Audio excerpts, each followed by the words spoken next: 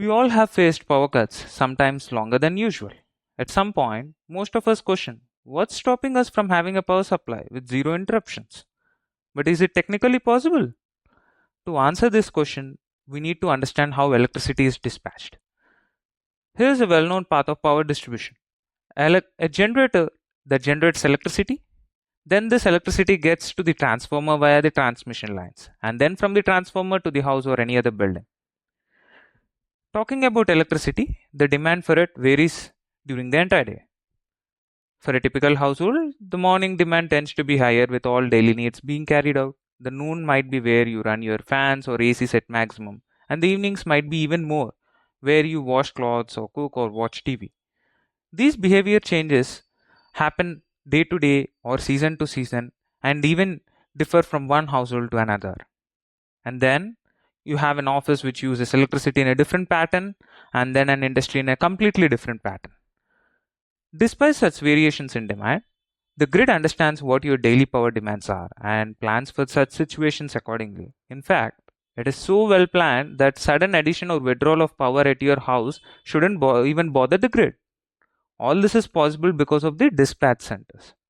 The function of the dispatch centers is to control the grid operations by estimating the power demand and then communicating to the available power plants to generate the required demand for electricity. These dispatch centers could be operating at the national level or at the state or provincial level, depending on the grid design of a country. It is their responsibility to make sure that the frequency on the grid is maintained and the demand is met 24 by 7 round the clock throughout the year. Without such management systems, there could either be an overload of power from power plants on the grid or an undersupply of power, either of which leads to a failure in the entire grid network. The complexity of dispatch is not just meeting the demand, but also source of supply. Each power plant comes with its cost of operating, and there are different ways of power generation like coal, hydro, gas, nuclear, each of which varies in the way they are operated.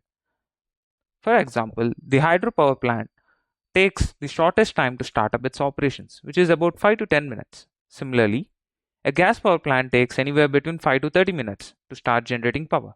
For a coal power plant, it might take up to 4 to 8 hours, and a nuclear power plant could take up to 3 days to start up.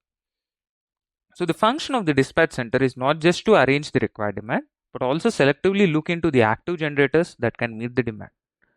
There is also a possibility of some of these generators being down at any particular moment, either due to low supply stocks or some other repair or downtime.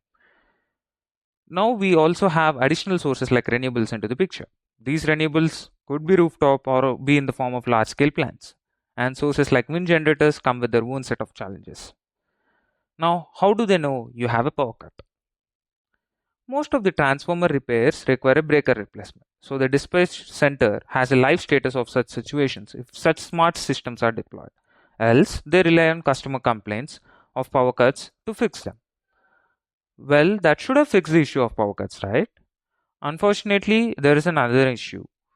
While planning for a day's demand, there could be a lot of different peaks or non-peaks happening. India, for example, has been growing at 8% in each year in power demand. And in peak times, several regions in India clock at least 30 to 50% increase.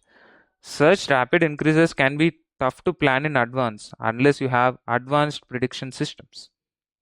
Also, there could be times when the dispatch center undergoes something called load shedding. The essentiality of this is to schedule power cuts in order to avoid overloading the grid. This is done when the demand cannot be met by the generators at that moment. And quickly adding a new generator to the network isn't easy, as it also depends on the availability and the time to start up the generator.